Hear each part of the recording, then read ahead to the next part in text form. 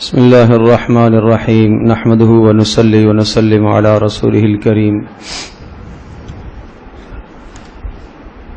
22ویں سپارے میں سورۃ الاحزاب کا کچھ حصہ اور سورہ سبا اور سورہ فاطر اور سورہ یاسین کا کچھ حصہ ہے۔ سورۃ الاحزاب 21ویں سپارے کے آخر سے شروع ہوتی ہے اور 22ویں سپارے کے ایک ربع تک اس کے مضامین ہیں، اور سورۃ الاحزاب میں 3 مضامین بڑے اہم اور نمایاں ہیں۔ ایک تو رسومات جاہلیت کا خاتمہ ہے، اور دوسرا کچھ احکام ہیں معاشرتی زندگی سے متعلق، اور تیسرا غزوہ خندق کا تذکرہ۔ چنانچہ پہلی جو بات ہے، پہلے رکوع میں رسومات جاہلیت ان کا خاتمہ کیا گیا ہے۔ زمانہ جاہلیت میں ایک خیال، ایک تصور یہ کیا جاتا تھا کہ جو آدمی بہت زیادہ ذہین ہوتا، لوگ کہتے تھے اس کے اندر 2 دل ہیں یا اس کے 2 دماغ ہیں، اس لیے اتنا ذہین ہے۔ اللہ تبارک تعالی نے اس تصور اور اس تخیل کی نفی فرمائی کہ اللہ تبارک تعالی نے کسی شخص کے سینے میں 2 دل نہیں بنائے، ایک ہی دل ہے۔ ہاں، اللہ تبارک تعالی نے مختلف صلاحیتیں لوگوں میں پیدا فرمائی ہیں، کوئی زیادہ صلاحیت والا ہے، کوئی کم صلاحیت والا ہے۔ دوسرا ایک تصور یہ کیا جاتا تھا کہ اگر کوئی شخص اپنی بیوی سے زہار کر لے تو وہ حقیقی ماں سمجھی جاتی تھی۔ زہار کا مطلب یہ ہوتا ہے کہ کوئی شخص اپنی بیوی سے یہ کہہ دے کہ تم میرے لیے میری ماں کی طرح ہو، تو یہ زمانہ جاہلیت میں یہ لفظ طلاق سمجھا جاتا تھا، بیوی ہمیشہ کے لیے جدا ہو جاتی تھی۔ اس کے احکام آگے سورۃ المجادلہ میں آئیں گے۔ تو ارشاد فرمایا کہ نہیں، اگر کوئی آدمی اپنی بیوی سے زہار کر لیتا ہے تو وہ اس کو حقیقی ماں کی طرح نہیں بن جاتی، بلکہ وہ اس کے لیے اسی طرح سے اجنبی ہی ہے۔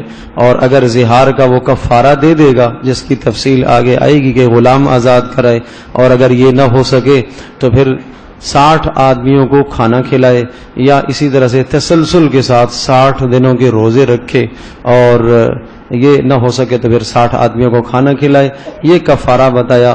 اگر کوئی آدمی اس قسم کا زہار کر لیتا ہے، ایسا جملہ بیوی کے حق میں کہہ لیتا ہے، تو پھر اس کے لیے یہ کفارہ ہے 60 آدمیوں کو کھانا کھلانا 2 وقت کا مساکین کو، یا تسلسل کے ساتھ 60 روزے رکھنا، تو پھر اس کے لیے وہ بیوی دوبارہ سے حلال ہو جاتی ہے اور اس کے عقد نکاح میں برقرار رہتی ہے۔ تیسرا ایک تصور زمانہ جاہلیت میں یہ کیا جاتا تھا کہ وہ شخص، اگر کوئی آدمی کسی کو بیٹا کہہ دیتا ہے اور منہ بولا بیٹا اسے بنا لیتا ہے، تو یہ اس کا حقیقی بیٹا سمجھا جاتا تھا، اور حقیقی بیٹے کی طرح اب یہ میراث میں بھی شریک ہوگا۔ اور اگر یہ کسی عورت سے نکاح کر لیتا ہے اور پھر اسے طلاق دے دیتا ہے، تو اس کی بیوی سے، مطلقہ سے آدمی کے لیے نکاح بھی کرنا جائز نہیں ہے، گویا کہ یہ اس کی بہو بن گئی ہے، حقیقی بیٹے کی بیوی کی طرح ہمیشہ کے لیے حرام قرار دی۔ تو اس تصور کا بھی ازالہ کیا گیا کہ ایسا نہیں ہے۔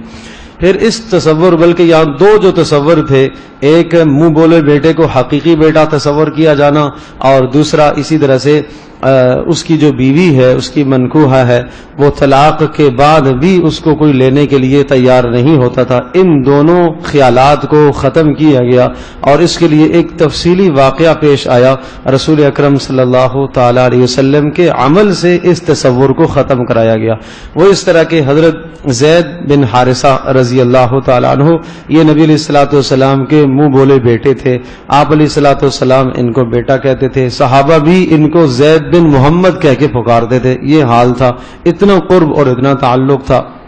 یہ آیت نازل ہوئی، ادعوہم لآبائہم هو اقسط عند اللہ وما جعل ادعیاکم ابناءکم، کہ تمہارے منہ بولے بیٹے حقیقی بیٹے نہیں ہیں، ان کو اپنے باپوں کے نام سے پکارا کرو، لہذا تم زید بن محمد نہ کہو، تم جو ہے زید بن حارثہ جو اس کے باپ کا نام ہے وہ پکارو۔ ما کان محمد ابا احد من رجالکم ولکن رسول اللہ، کہ تم مردوں میں سے محمد صلی اللہ علیہ وسلم کسی کے والد نہیں ہیں، آپ علیہ السلام کے جتنے بھی بچے تھے وہ بچپن میں انتقال کر دے، لہٰذا مردوں میں سے آپ علیہ السلام کسی کے والد نہیں ہیں. ہاں ولیکن رسول اللہ، اور نبی اللہ کا وہ رسول ہے، وخاتم النبیین، اور تمام نبیوں کے لیے خاتم بن کے آیا ہے. اس کا تعلق تمہارے ساتھ روحانی ہے. جس طرح سے باپ بیٹے کے لیے ایک مخلص اور محسن ہوتا ہے، اس طرح سے تمہارا نبی تمہارے حق میں مخلص بھی ہے، محسن بھی ہے، تمہارا مربی بھی ہے. تو یہ حقیقی بیٹے تم شمار نہیں کیے جاؤ گے، بلکہ تم روحانی بیٹے ہو، تم روحانی اولاد ہو نبی کی. تو اس واقعے کو عرض کیا کہ اس تصور کو ختم کرنے کے لیے پھر قصہ یہ ہوا کہ زید بن حارثہ رضی اللہ تعالی عنہ کا نکاح ہوا حضرت زینب بنت جہش سے. اور زینب بنت جہش رضی اللہ تعالی عنہ وہ قریش میں سے ان کا تعلق تھا، رسول پاک صلی اللہ علیہ وسلم کے خاندان کی تھی. تو حضرت صلی اللہ علیہ وسلم نے انہیں نکاح کا پیغام بھیجا زید کے لیے. انہوں نے سمجھا شاید یہ پیغام حضرت صلی اللہ علیہ وسلم نے اپنے لیے فرمایا ہے. انہوں نے خوشی خوشی قبول کیا. جب پتہ چلا نہیں یہ پیغام تو زید بن حارثہ کے لیے ہے، تو زینب بنت جہش رضی اللہ تعالی عنہا اور ان کے بھائی عبداللہ دونوں بہن بھائی سخت نالاں اور ناراض ہوئے کہ نہیں، اس طرح سے تو ہمیں تصور پسند نہیں ہے، ایک غلام سے ہماری بہن کا نکاح کیسے ہو. تو اس پر اللہ پاک نے یہ آیت اتاری، وما كان لمؤمن ولا مؤمنة اذا قضى الله ورسوله امرا ان يكون له الخيرة من امرهم، کہ کسی مسلمان مرد اور عورت کو ہرگز یہ بات زیب نہیں دیتی کہ جب اللہ اور اس کے رسول کا کوئی فیصلہ آ جائے اس فیصلے کے بعد اپنا کوئی اختیار چلائیں. جب اللہ اور اس کے رسول کا یہ فیصلہ ہے کہ زید بن حارثہ کا نکاح زینب سے ہوگا تو یہ ہوگا. چنانچہ نکاح ہوا، اور نکاح ہونے کے بعد پھر نباہ نہیں ہو سکا. کچھ وقت کے بعد طلاق ہو گئی. آپ علیہ السلام نے زید کو بہت روکا. وَإِذْ تَقُولُ لِلَّذِي أَنْعَمَ اللَّهُ عَلَيْهِ وَأَنْعَمْتَ عَلَيْهِ أَمْسِكْ عَلَيْكَ زَوْجَكَ، اے نبی وہ وقت یاد کرو کہ جب آپ اس آدمی سے کہہ رہے تھے جس پر اللہ نے بھی انعام فرمایا، آپ نے بھی انعام فرمایا. کیا کہہ رہے تھے؟ أَمْسِكْ عَلَيْكَ زَوْجَكَ، بیوی کو طلاق نہ دینا. اور وَتُخْفِي فِي نَفْسِكَ، اور آپ اپنے دل میں کچھ بات چھپا رہے تھے. واللہ مبدیہ، اللہ اس کو ظاہر کرنا چاہ رہا تھا. کیا مطلب؟ آپ علیہ السلام اپنے دل میں یہ چھپا رہے تھے کہ اگر زید نے طلاق دی تو پھر ایسا نہ ہو کہ زینب کی دلجوئی کے لیے مجھے نکاح کرنا پڑے، اور اگر میں نے زینب سے نکاح کیا تو لوگ یہی کہیں گے کہ دیکھو اپنے بیٹے کی بیوی سے نکاح کر لیا. اور یہ رسم وہاں بہت بری سمجھی جاتی تھی. تو اللہ پاک چاہ رہے تھے کہ اس کا خاتمہ ہو اور نبی کے ذریعے سے خاتمہ ہو. تو فرمایا کہ آپ تو اپنے دل میں ایک بات چھپا رہے تھے، اللہ اسی کو ظاہر کرنا چاہ رہا تھا. اور آپ کو یہ خدشہ اور خطرہ تھا کہ لوگ ملامت کریں گے، لوگ برا بھلا کہیں گے. اللہ تبارک و تعالیٰ سے ہی ڈرنا چاہیے. فلما قضا زید منہا وطرا زوجنا کہا، اور جب زید نے انہیں طلاق دے دی تو زید کا نام اس لیے قرآن میں اللہ پاک نے ذکر فرمایا کہ ان کی نسبت نبی صلی اللہ علیہ وسلم سے کٹی. زید بن محمد لوگ کہتے تھے، اب نسبت ہو گئی زید بن محمد. تو ان کی حوصلہ افزائی کے لیے اور دل جوئی کے لیے اللہ پاک نے ان کا نام قرآن میں ذکر فرمایا. یہ واحد صحابی ہیں جن کا نام قرآن میں آیا، زید بن حارثہ رضی اللہ تعالی. زید دو ہیں، ایک زید بن ثابت ہیں اور ایک زید بن حارثہ ہیں. یہ تذکرہ ہے زید بن حارثہ رضی اللہ تعالی عنہ کا، جو جنگ موتا میں شہید ہوئے تھے. اور آپ علیہ الصلوۃ والسلام نے اس جنگ کے اندر ایک عجیب بات سامنے آئی تھی کہ آپ علیہ السلام نے کہا زید بن حارثہ امیر ہوں گے، اور اگر یہ شہید ہوں گے تو عبداللہ بن رواحہ ہوں گے، اور اگر یہ شہید ہو گئے تو پھر اس کے بعد اپنی مرضی سے تم جسے چاہو مقرر کر لینا. تو یہ لوگوں کو پتہ چل گیا کہ یہ تو شہید ہو گئے جن کے متعلق اللہ کے نبی نے فرمایا ہے کہ یہ شہید ہوں گے، یہ شہید ہوں گے. یہ تو ہو ہی گئے، اس لیے کہ اللہ کے نبی نے جب کہہ دیا. پھر اس کے بعد حضرت خالد بن ولید رضی اللہ تعالیٰ عنہ کو مسلمانوں نے امیر مقرر کر لیا تھا. تو زید بن حارثہ رضی اللہ تعالیٰ کا یہاں نام آیا. ارشاد فرمایا زوجنا کہا لکی لا یکون علی المؤمنین حرج، اے نبی پھر ہم نے آسمانوں پر زینب کا نکاح آپ سے کرا دیا. حضرت زینب رضی اللہ تعالیٰ عنہ کے لیے یہ فضیلت تھی کہ حضرت زینب کا نکاح آسمانوں پر ہوا ہے. اللہ نے خود ہی نکاح کرایا، خود ہی فرشتے گواہ ہوئے، سب یہ نظام آسمانوں پر ہوا. رسول پاک صلی اللہ علیہ وسلم کو اس کی اطلاع دی گئی ہے کہ زینب کا نکاح اللہ پاک نے خود آپ سے کرایا ہے۔ یہ حضرت زینب رضی اللہ تعالیٰ عنہ کے لیے بھی اعزاز کی بات تھی کہ ان کی بھی یوں سمجھے کہ حوصلہ شکنی ہوئی تھی کہ ایک شخص سے نکاح ہو اور نکاح کے بعد طلاق واقع ہو جائے۔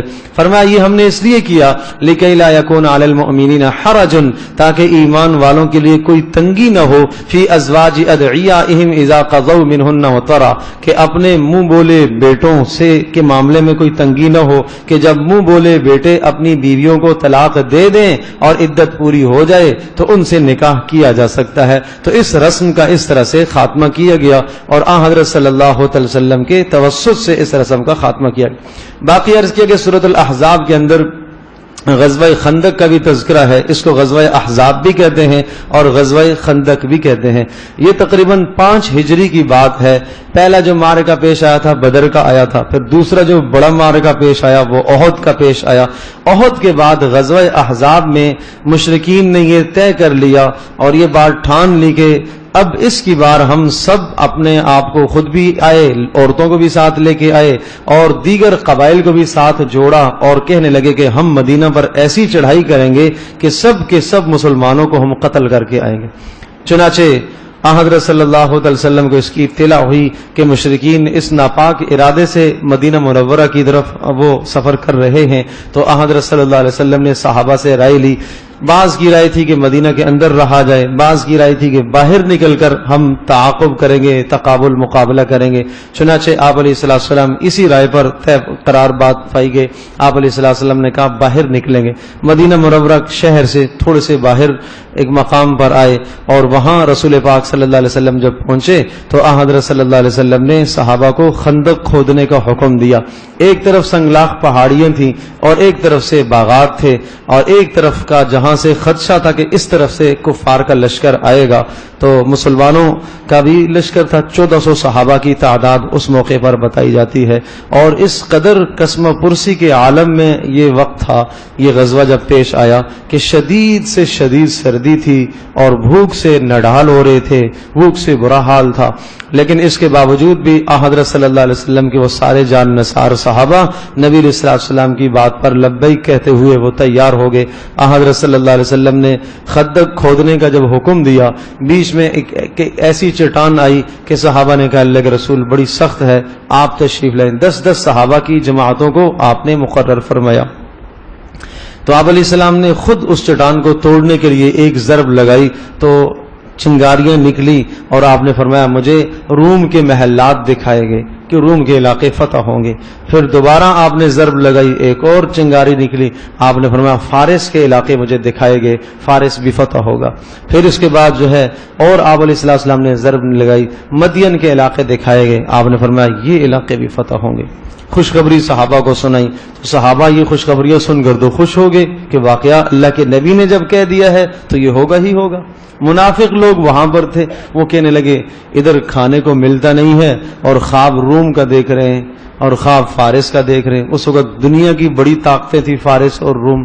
تو بہرحال کہا یہ آزمائش ہے کہ کون نبی کی بات کی تصدیق کرتا ہے، کون ایمان لاتا ہے، کون تکذیب کرتا ہے، انکار کرتا ہے۔ تو منافقوں نے اس موقع پر بھی بعض منافق ایسے تھے کہ جنہوں نے چالیں چلی اور یہ کہا کہ ہم مدینہ میں واپس جانا چاہتے ہیں، ہمارے گھر کھلے ہوئے ہیں۔ اللہ نے ارشاد فرمایا نہیں ان کے گھر کھلے ہوئے نہیں ہیں، ان یریدون الا فرارا، یہ تو جھوٹ بولتے ہیں، یہ تو بھاگنا چاہتے ہیں۔ اور جب اس قسم کے حالات آتے ہیں اور تنگیاں آتی ہیں ایمان والوں پر تو یہ بھاگنے کی کوشش کرتے ہیں، اور جب اللہ پاک مسلمانوں کو فتح اور کامیابی دیتا ہے تو یہ کہتے ہیں ہم بھی تمہارے ساتھ ہیں۔ مال غنیمت لوٹنے کے لیے، دنیاوی منافع حاصل کرنے کے لیے تو آ جاتے ہیں، اشحۃ علیکم، چرب زبان ہو کر آ کے بات کرتے ہیں آپ سے، اور اس طرح سے بات کرتے ہیں جیسے ان سے زیادہ کوئی مخلص ہے ہی نہیں ہے۔ فرمایا فَإِذَا جَاءَ الْخَوْفُ رَأَيْتَهُمْ يَنظُرُونَ إِلَيْكَ تَدُورُ أَعْيُنُهُمْ كَالَّذِي يُغْشَى عَلَيْهِ مِنَ الْمَوْتِ، اور جب جنگ کے خطرات ٹل جاتے ہیں تو اب پریشان ہو جاتے ہیں کہ اب کیا ہوگا، ہم تو تھے نہیں اس جنگ کے اندر، شرکت تو ہم نے کی نہیں ہے اور اب ہمیں ملامت ہوگی۔ ارشاد فرمایا اولئک لم یؤمنوا فاحبط اللہ اعمالهم، اللہ پاک کو ایسوں کا ایمان اللہ کو قبول نہیں ہے اور اللہ نے ان کے سارے اعمال کو برباد کر دیا، ضائع کر دیا۔ لقد کان لکم فی رسول اللہ اسوۃ حسنہ، ان کے لیے نبی کی زندگی بہترین نمونہ ہے۔ اگر نبی پاک صلی اللہ علیہ وسلم خود بنفس نفیس اس جنگ میں شریک ہو رہے تو انہیں بھی ہونا چاہیے۔ من المؤمنین رجال صدقوا ما عاہدوا اللہ علیہ، ایمان والوں کا تو یہ حال ہے کہ وہ اللہ اور اس کے رسول سے جو انہوں نے وعدے کیے وہ سچ کر کے دکھائے ہیں، انہوں نے لڑ کر دکھایا، ہر غزوے کے اندر وہ پیش رہتے تھے، اور جب بھی اس قسم کے حالات ان کے سامنے آتے تو ان کے ایمانوں میں اللہ پاک نے اضافہ ہی فرمایا۔ پھر غزوہ احزاب میں ایک اور اہم بات یہ پیش آئی کہ تقریباً 28 دن یہ حضرت صلی اللہ علیہ وسلم خندق سے اس طرف اور مشرکین سامنے بیٹھے رہے، جنگ ہوئی نہیں۔ 28 دن کے بعد اللہ پاک نے مشرکین کے دلوں میں روب ڈال دیا، پھوٹ ڈال دی، ڈر گئے اور بھاگ گئے۔ وہ جب وہ بھاگے تو مدینہ میں جو یہود آباد تھے انہوں نے بھی مسلمانوں کے ساتھ غداری کی، انہوں نے اس طرح سے غداری کی کہ انہوں نے مشرکین کے ساتھ گٹھ جوڑ کر لی اور یہ کہنے لگے، مشرکین سے کہا کہ آپ باہر سے آؤ، ہم اندر سے آئیں، مل کر مسلمانوں کو پیٹیں گے، ماریں گے، اور انہوں نے بھی غداری کی۔ اچھا خاصا انہوں نے اسلحہ فراہم کیا۔ کعب بن اشرف یہودی مدینہ کے اندر اسلحے کا بڑا ڈیلر تھا، اس نے جو ہے کافروں کو، مشرکوں کو اسلحہ فراہم کیا، تو یہ غداری تھی۔ آپ علیہ الصلوۃ والسلام جب غزوہ احزاب سے فارغ ہوئے، رات کو اللہ پاک نے ایسی سخت ہوا چلائی کہ مشرکین کے سارے خیمے اکھڑ گئے، اور اللہ پاک نے فرشتوں کو اتارا، اور ان فرشتوں کو جب انہوں نے دیکھا تو ڈر کے مارے بھاگ گئے۔ تو صبح کو رسول پاک صلی اللہ علیہ وسلم نے غسل فرمایا، اسلحہ ہتھیار آپ نے اتار دیے، تو رسول اکرم صلی اللہ علیہ وسلم نے جیسے ہی غسل فرما لیا، ظہر کی نماز پڑھی، حضرت جبریل آگے اور کہا کہ فرشتوں نے ابھی تک ہتھیار نہیں اتارے اور آپ لوگوں نے پہلے اتار دیے، اور اللہ کا حکم ہے آپ کو کہ بنو قریظہ جو مدینہ میں جو یہود آباد تھے جنہوں نے آپ سے غداری کی ہے، اب آپ کو وہاں چلنا ہے۔ چنانچہ آپ علیہ السلام نے حکم دیا کہ سب کے سب پہنچو، بھاگو، عصر کی نماز بنو قریظہ جا کے پڑھیں گے، اس بستی میں پہنچ کے پڑھیں گے۔ چنانچہ ان کو پتہ چلا یہودیوں کو کہ مسلمان ہماری طرف آ رہے ہیں، تو وہ اپنے قلعے کے اندر بند ہو گئے۔ بڑے مضبوط ان کے قلعے تھے، اور ان کا یہ تصور تھا کہ ہمارے پاس تو اتنے اخراجات اور کھانے پینے کے اسباب ہمارے پاس اندر موجود ہیں کہ اگر مہینہ کے مہینے اگر ہم باہر نہ نکلیں تو ہماری زندگی کے سارے اسباب موجود ہیں۔ صحابہ نے ان کے قلعوں کا تعاقب کیا، محاصرہ کر لیا، اور پھر اس کے بعد ایک وقت کے بعد وہ نکلنے پر مجبور ہو گئے۔ جب کھانے پینے کی اشیاء ختم ہو گئیں تو باہر نکلنے پر مجبور ہو گئے۔ اب صلح کے لیے انہوں نے پیشکش کی۔ سعد بن معاذ رضی اللہ تعالیٰ عنہ ان کو نگران بنایا گیا، اور مشرکین آپ علیہ السلام نے ان سے پوچھا کہ تم کس بات پر راضی ہو؟ ان یہودیوں سے کہا، تو انہوں نے کہا ہمارے سردار ہیں، ہمارے قبیلے کے ہیں، سعد بن معاذ مسلمان ہو گئے تھے، یہ جو فیصلہ کریں گے ہم اس فیصلے پر راضی ہیں۔ تو آپ علیہ السلام نے ارشاد فرمایا ٹھیک ہے، تم ان کے فیصلے پر راضی ہو؟ انہوں نے کہا ہاں، ہم ان کے فیصلے پر راضی ہیں۔ غزوہ خندق میں جب سامنے سے مشرکین کی طرف سے تیر اندازی ہو رہی تھی تو سعد بن معاذ کو ایک تیر لگا اور ان کا خون نکلا۔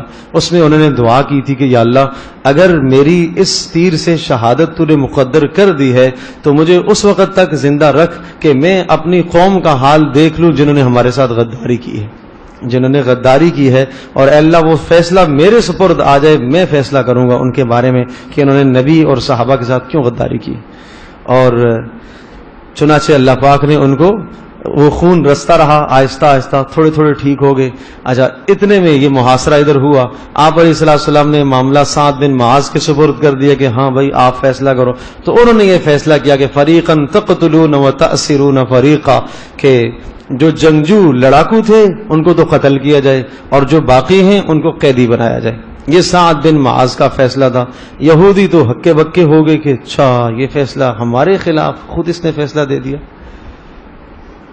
اللہ اکبر۔ لیکن چونکہ ان لوگوں کی نظروں میں ایمان مقدم تھا، اللہ اور اس کے رسول مقدم تھے، کہ جو اللہ اور اس کے رسول کے ساتھ غداری کرتا ہے، مخالفت کرتا ہے، اس کا انجام، اس کا حشر یہی ہونا چاہیے، چاہے وہ ہمارا کتنا ہی قرابت دار کیوں نہ ہو، اس کے ساتھ یہی حشر ہو۔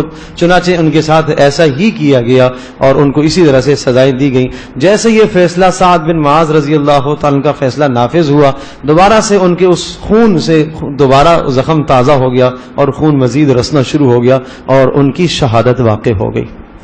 اور اگلی بات سنو، جب شہادت ہوئی آپ علیہ السلام مسجد میں تشریف فرما تھے، کسی نے آ کے بتایا کہ سعد بن معاذ کا آخری وقت ہے. آپ علیہ السلام صحابہ کہتے ہیں اتنے دوڑے کہ آپ علیہ السلام جب دوڑے تیز چلے تو آپ کی چادر بھی اتر گئی, کندھے مبارک نظر آ رہے تھے اور آپ علیہ السلام بھاگتے جا رہے, ہم پہنچ بھی نہیں پا رہے تھے. نبی علیہ السلام سیدھے سعد بن معاذ کے گھر میں پہنچے اور اسے سکڑ کے آپ بیٹھے, اپنے جسم کو سکھیڑا اور بیٹھے.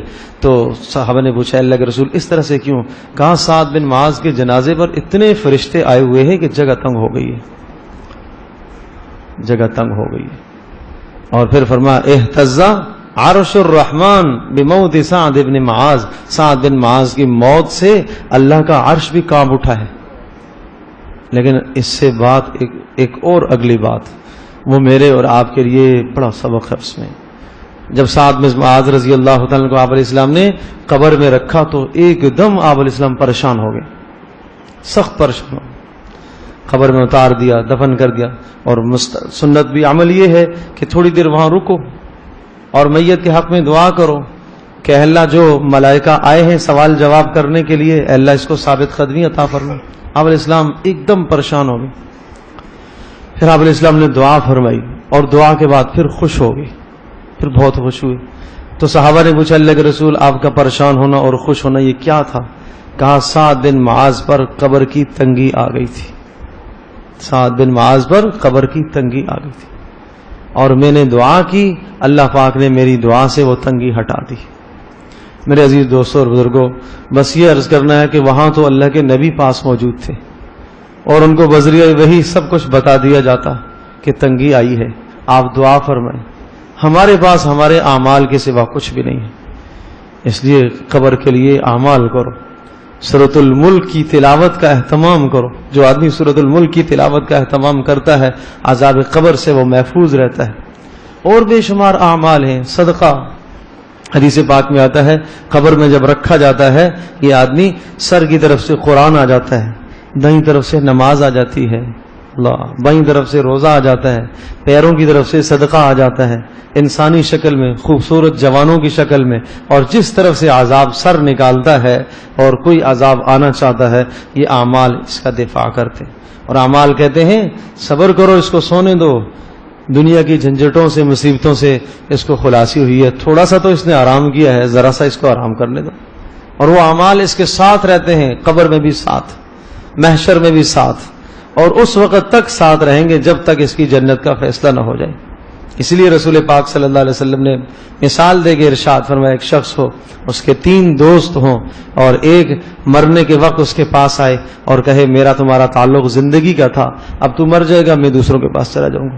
دوسرا دوست اس سے کہے کہ میرا تمہارا تعلق زندگی تک تھا, زیادہ سے زیادہ یہ کر سکتا ہوں قبر تک پہنچا دوں گا, دفن کر دوں گا. تیسرا دوست آ کے کہتا ہے کہ میں تیرے ساتھ قبر میں بھی رہوں گا, محشر میں بھی تیرے ساتھ رہوں گا, اور میزان جب تیرے اعمال تلنے لگیں گے تو میں ان اعمال ترازو کے پلڑے میں بیٹھ کر جھکانے کی کوشش کروں گا. بتاؤ کون سا دوست اچھا ہے؟ کہا یہ تیسرا والا اچھا ہے. فرمایا یہ انسان کے اعمال ہیں, اور قبر تک جو پہنچانے والے وہ آدمی کے اہل و عیال ہیں. اور جو آخری وقت آ کے کہتا ہے کہ میرا تیرا تعلق زندگی کا تھا, مرنے کے بعد میں دوسروں کے پاس چلا جاؤں گا, وہ آدمی کا مال ہے جس کی کمانے کے لیے انسان کتنی محنتیں کرتا ہے, حلال حرام کی تمیز کیے بغیر آدمی کماتا ہے. تو اس لیے عذاب قبر سے خلاصی کے اسباب بناؤ, اعمال بناؤ. کہ صحابی رسول ہے, اتنی فضیلت ہونے کے باوجود بھی پہلے لمحے میں قبر کی سختی ان پر آئی, اور رسول پاک صلی اللہ علیہ وسلم کی دعا کی برکت سے اللہ نے وہ سختی ہٹا دی. یا ایھا النبی قل لازواجک ان کنتن تردن الحیات الدنیا وزینتها. ازواج مطہرات کو اولاً اور پوری امت مسلمہ کی خواتین کو یہ چند احکام دیے گئے. پہلا حکم ان کنتن تردن الحیات الدنیا وزینتها فتعالین امتعکن واسرحکن سراحا جمیلا. اے نبی کی بیویوں, اگر تم دنیا کی زندگی چاہتی ہو تو اے نبی آپ ان سے کہہ دیجئے آ جاؤ, میں تمہیں کچھ سامان اور دنیا کا نفع دے دیتا ہوں اور پھر میں تمہیں طلاق دے کے فارغ کر دیتا ہوں. اور وَإِن كُنتُنَّ تُرِدْنَ اللَّهَ وَرَسُولَهُ وَالدَّارَ الْآخِرَةَ, اور اگر تم اللہ اور اس کا رسول چاہتی ہو اور آخرت کی زندگی چاہتی ہو تو پھر یاد رکھنا یہ فقر اور یہ تکلیفیں, یہ مصیبتیں, یہ تنگیاں, رزق کی تنگیاں برداشت کرنی پڑیں گی. تو حضرت صلی اللہ علیہ وسلم نے حضرت عائشہ رضی اللہ تعالیٰ عنہ کو بلایا، کہا عائشہ یہ حکم آیا ہے، جاؤ تم اپنے ابا سے مشورہ کر کے آ جاؤ کہ کیا اختیار کرتی ہو، کیا اللہ اور اس کا رسول پسند کرتی ہو یا مال؟ اگر مال پسند کرتی ہو تو میں مال دے دوں گا اور اس کے بعد تمہیں طلاق دے دوں گا، جا مشورہ کر لو۔ انہوں نے فوری کہا برجستہ اللہ کے رسول آپ کے معاملے میں والدین سے کیوں مشورہ کروں، میں نے اللہ اور اس کے رسول ہی کو اختیار کیا ہے۔ جب انہوں نے یہ جملہ فرمایا تو تمام ازواج نے متفقہ یہ فیصلہ فرما لیا کہ ہم نے اللہ اور اس کے رسول ہی کو اختیار کیا، ہمیں نہیں مال چاہیے۔ یہ اس وقت کی بات ہے جب تھوڑی سی وسعت آئی تو کچھ خرچے میں اضافے کا مطالبہ کیا ازواج نے کہ اللہ کے رسول تھوڑا سا تنگیاں بڑی ہو گئی ہیں، 2 3 چاند گزر جاتے، گھر چولہا ہی نہیں جلتا تھا، یہ حال تھا، تھوڑی سی اگر مہربانی فرمائیں، کچھ خرچہ اگر مل جائے، اضافی ہو جائے، کچھ پکانے کا کھانے پینے کا بندوبست ہو جائے۔ تو اللہ پاک نے یہ آیت اتاری کہ تمہارا مقام اور منصب اتنا بلند ہے، اس مقام اور منصب کی بلندی کا تقاضا یہ ہے کہ آپ اس قسم کی باتیں نہ کرو، آپ فقر برداشت کرو۔ تو آج بھی گھر کے اندر خواتین خانہ اگر قناعت پسندی اختیار کرتی ہیں، اللہ اور اس کے رسول کے حکم کو ترجیح دیتی ہیں، تو یقیناً ان لوگوں کا حشر ازواج مطہرات کے ساتھ ہوگا اور قیامت کے دن جو ہے وہ ان کے لیے سفارش کریں گی۔ وَمَن يَقْنُتْ مِنكُنَّ لِلَّهِ وَرَسُولِهِ وَتَعْمَلْ صَالِحًا نُؤْتِهَا أَجْرَهَا، اور تم میں سے جو بھی نیک عمل کرے گی ہم اس کو دگنا اجر دیں گے۔ وَأَعْتَدْنَا لَهَا رِزْقًا كَرِيمًا، عزت کی روزیاں تو اللہ نے آخر میں تیار کر کے رکھی ہیں۔ یا نساء النبی لستن کأحد من النساء ان اتقیتن، اے نبی کی بیویوں جب تمہیں بات کرنے کی نوبت آئے کسی غیر محرم سے، فلا تخضعن بالقول، بات میں نرمی نہ اختیار کرنا، دو ٹوک بات کرنا، صاف ستھری بات کرنا۔ فیطمع الذی فی قلبہ مرض، اس لیے کہ جس کے دل میں بیماری ہے، نفاق ہے، کفر ہے، شک ہے اور شہوت پرست آدمی ہے، ممکن ہے اس کے دل میں برا خیال پیدا ہو۔ وقلن قولا معروفا، اور سیدھی بات کرنا۔ وقرن فی بیوتکن، اور اپنے گھر میں ٹکی رہنا، گھر سے باہر نہ نکلنا۔ ولا تبرجن تبرج الجاہلیت الاولی، نکلنے کی حاجت پیش آئے تو جاہلیت کے طریقے پر نہ نکلنا بلکہ باحجاب ہو کے نکلنا، حجاب پہن کر جانا۔ وَأَقِمْنَ الصَّلَاةَ، نماز قائم کرتی رہنا۔ وَآتِينَ الزَّكَاةَ، زکات دیتی رہنا۔ وَأَطِعْنَ اللَّهَ وَرَسُولَهُ، اور اللہ اور اس کے رسول کی اطاعت کرتی رہنا۔ ان اعمال کی بدولت سے اللہ پاک تمہارے گناہوں کو پاک کرے گا۔ وَاذْكُرْنَ مَا يُتْلَى فِي بُيُوتِكُنَّ مِنْ آيَاتِ اللَّهِ، اور اللہ کا کلام جو تمہارے گھروں میں اترتا ہے اس کی تلاوت کرتی رہنا۔ ان اللہ کان لطیفا خبیرا، اللہ تبارک و تعالی اپنے بندوں کے تمام اعمال پر باخبر ہے۔ ان المسلمین والمسلمات، پھر کچھ خواتین آئیں کہ اللہ کے رسول قرآن میں مردوں ہی کا تذکرہ ہے، ہمارا تو کوئی تذکر ہی نہیں آتا۔ یا ایھا الذین آمنوا، اے وہ لوگوں جو ایمان لائے ہو، اقیم الصلاۃ، یہ سب صیغے سب خطابات مردوں کے ہیں، عورتیں ضمن میں آتی ہیں، تو عورتوں نے یہ کہا اللہ کے رسول یہ تو سارا مسئلہ عورتوں کا تو ہے ہی نہیں، کہیں تذکرہ ہی نہیں ہے۔ اس پر اللہ پاک نے یہ آیت اتاری، ان المسلمین والمسلمات، اسلام لانے والے مرد، اسلام لانے والے عورتیں، اور ایمان لانے والے مرد، ایمان لانے والی عورتیں، والقانتین والقانتات، اور تواضع اختیار کرنے والے، قنوت اللہ کے سامنے بندگی کرنے والے مرد اور عورتیں، اور صادقین سچے مرد سچی عورتیں، صبر کرنے والے مرد صبر کرنے والی عورتیں، خاشعین والخاشعات، خشوع اور خضوع اختیار کرنے والے مرد اور عورتیں، والمتصدقین والمتصدقات، خوب خوب صدقہ کرنے والے مرد اور عورتیں، والصائمین والصائمات، روزہ رکھنے والے مرد اور عورتیں، والحافظین فروجهم والحافظات، اور شرمگاہوں کی حفاظت کرنے والے مرد اور شرمگاہوں کی حفاظت کرنے والی عورتیں، والذاکرین اللہ کثیرا والذاکرات، کثرت سے اللہ کو یاد کرنے والے مرد اور عورتیں۔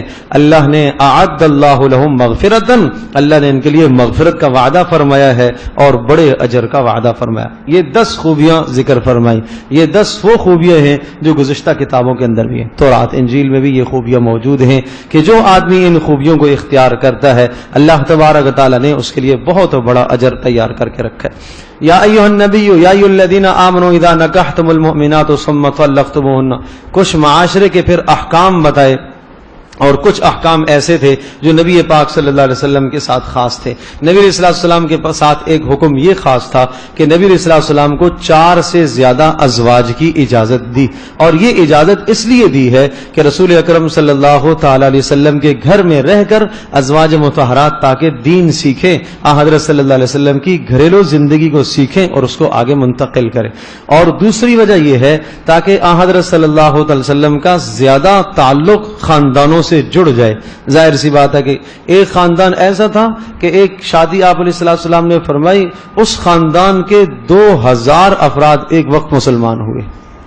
تو یہ برکت تھی اس کی کہ آپ علیہ السلام کا خاندان بڑے، زیادہ سے زیادہ خاندان بڑے، اور یہ ساری شادیاں آپ علیہ السلام نے جو فرمائی ہیں وہ مدینہ منورہ میں جا کر 53 سال کی عمر تو آپ علیہ السلام نے مکہ میں گزاری ہے، اور اس کے بعد 10 سالہ زندگی مدینہ میں۔